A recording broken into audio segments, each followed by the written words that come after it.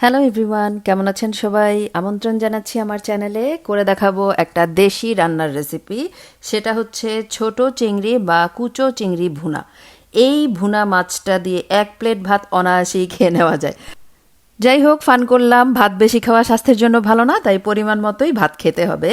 তো অবশ্যই মজার এবং হেলদি জিনিসপত্র দিয়ে। এখন চিংড়ি মাছটা রান্না করব। দেখিয়ে দিলাম প্রথমেই কি কি লাগছে। তো সয়াবিন তেলের মধ্যে দিয়ে দিলাম কুচি করা পেঁয়াজ আর ফালি করে কাটা কাঁচামরিচ। একটু ঝাল ঝাল হলে খেতে বেশি মজা হবে। এখন দিয়ে দিলাম লবণ। এবারে ভালোভাবে একটু নেড়েচেড়ে ভেজে নিচ্ছি। এরপর দিয়ে দিব সামান্য পরিমাণে হলুদ, মরিচের গুঁড়া। মশলা অনেক বেশি দিব না, অল্প অল্প করে ধনে জিরা সব কিছুই ব্যবহার করছি। আর যেহেতু ছোট চিংড়ি, রান্না হতেও খুব মজা লাগবে না। আর এই চিংড়িটার নিজস্ব একটা স্বাদ আছে। অনেক বেশি মশলা দিলে এই চিংড়ির স্বাদটা নষ্ট হয়ে যাবে, তাই মশলা কম করে দিতে হবে বা পরিমাণ মতো দিতে হবে, যেন চিংড়ির আসল স্বাদটা নষ্ট না হয়ে যায়। মশলাটা ভালোভাবে কষিয়ে নেওয়ার পর দিয়ে দিলাম সামান্য একটু পানি।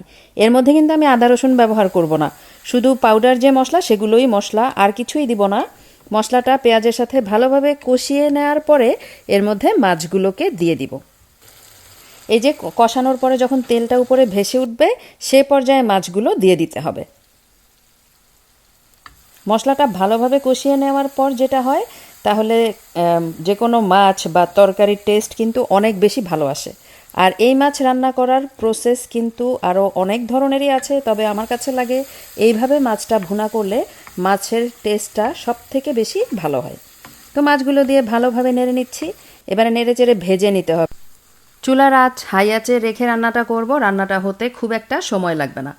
স্বাদ অনুযায়ী আরেকটু লবণ অ্যাড করে দিলাম।